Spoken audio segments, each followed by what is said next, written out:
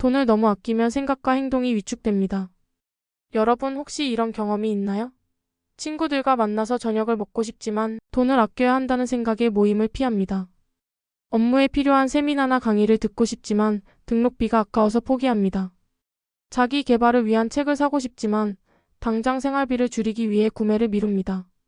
이런 선택들이 반복되면 우리는 점점 더 최소한의 생활만을 하게 됩니다. 돈을 절약하려고 하다 보니 새로운 경험을 피하게 되고 자신이 익숙한 곳에서만 생활하게 되는 것이죠. 결국 행동 반경이 줄어들고 새로운 기회를 잡을 가능성이 낮아집니다. 돈을 지나치게 아끼면 인간관계가 단절됩니다. 사람과의 관계는 인생에서 가장 중요한 자산 중 하나입니다. 하지만 지나친 절약이 인간관계를 단절시키는 경우가 많습니다.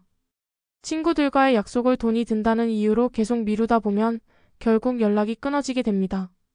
직장에서 동료들과 점심을 먹으며 친밀한 관계를 쌓을 기회를 놓치게 됩니다.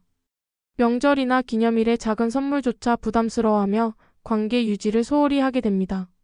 이런 행동이 반복되면 우리는 점점 더 고립되며 어느 순간 중요한 순간에 도움을 받을 인맥조차 남아있지 않게 됩니다.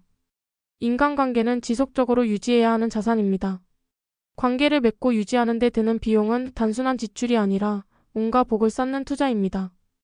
돈을 너무 아끼면 사회적 기회도 줄어듭니다. 비즈니스와 직장 생활에서도 마찬가지입니다. 네트워킹이나 자기 개발을 위한 투자는 결국 더 큰 기회를 만들어줍니다.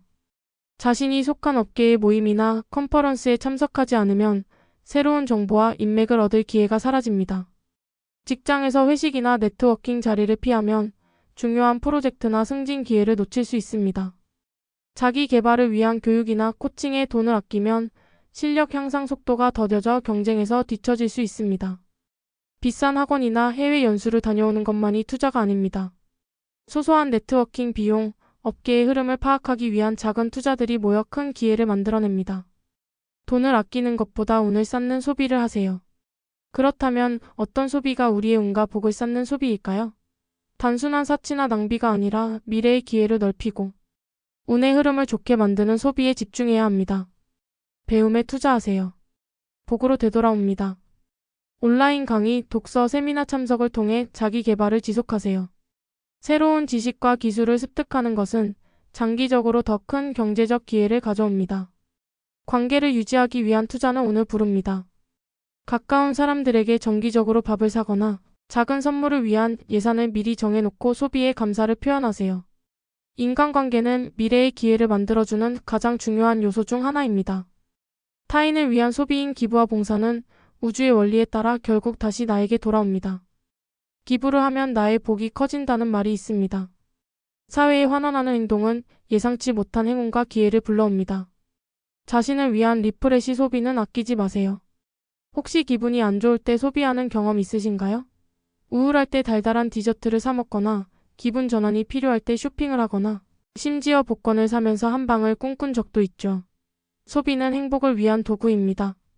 소비가 무조건 나쁜 것은 아닙니다. 특히 불행할 때 작은 소비로 일시적인 위안과 행복을 느낄 수 있다면 그 돈은 돈으로서의 역할을 할 것입니다. 너무 아끼기만 하면 삶이 피폐해질 수 있습니다. 적절한 힐링을 위한 여행, 건강한 음식, 취미 활동에 투자하세요.